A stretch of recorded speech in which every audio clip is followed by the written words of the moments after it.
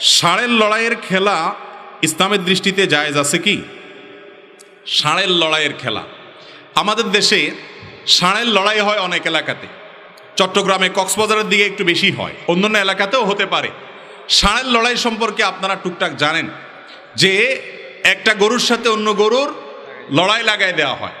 লড়াই যাতে জমজমাট হয় সেজন্য লাল কাপড় দিয়ে আরও বিভিন্ন প্রক্রিয়া দিয়ে তাদেরকে নানাভাবে উত্তেজিত করে তোলা হয়, খেপিয়ে তোলা হয়, যাতে করে প্রতিপক্ষ ষাঁড়কে আক্রমণ করতে পারে। ষাঁড়ের লড়াইয়ে কি হয়, এক ষাঁড় অন্য ষাঁড়কে তার শিং দিয়ে আঘাত করে কখনো রক্তাক্ত করে, কখনো আহত করে, কখনো হয়তো মেরেও ফেলে।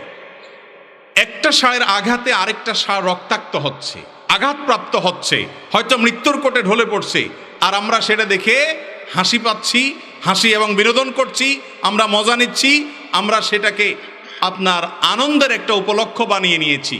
এটা কোনো সভ্য, এটা কোনো ভদ্র মানুষের কাজ হতে ইসলামী শরিয়ার দৃষ্টিকোণ থেকে এই খেলা হারাম, এই খেলা জায়েজ হওয়ার কোনো কারণ থাকতে। নবী করিম সাল্লাল্লাহু আলাইহি সাল্লাম বলেছেন, ইন্নাল্লাহা কাতাবাল ইহসান আলা কুল্লি শাই। মানুষ তো বটেই, আল্লাহ তাআলা অন্যান্য প্রাণীদের প্রতি পর্যন্ত ইহসান করা, অনুগ্রহ করাকে ফরজ করে দিয়েছে। অতএব কোনো পশু যদি তোমরা জবে করো, নবী করিম সাল্লাল্লাহু আলাইহি সাল্লাম বলেছেন সহিহ মুসলিমের হাদিস, তোমরা ভালো করে চাকুকে ধার দিবে, কারণ চাকু যদি ভালো করে ধার দেওয়া হয় তাহলে পশু খুব দ্রুততার সাথে জবে হয়ে যাবে। অযথা ধোঁতা, ভোঁতা এবং কম ধারওয়ালা ছুরি দিয়ে, চাকু দিয়ে তাকে জবে করলে বিনা কারণে তাকে অনেক সময় ধরে কষ্ট দেওয়া হবে। এই জায়গায় পর্যন্ত নবী করিম সাল্লাল্লাহু আলাইহি সাল্লাম তার প্রতি রহম করতে বলেছেন।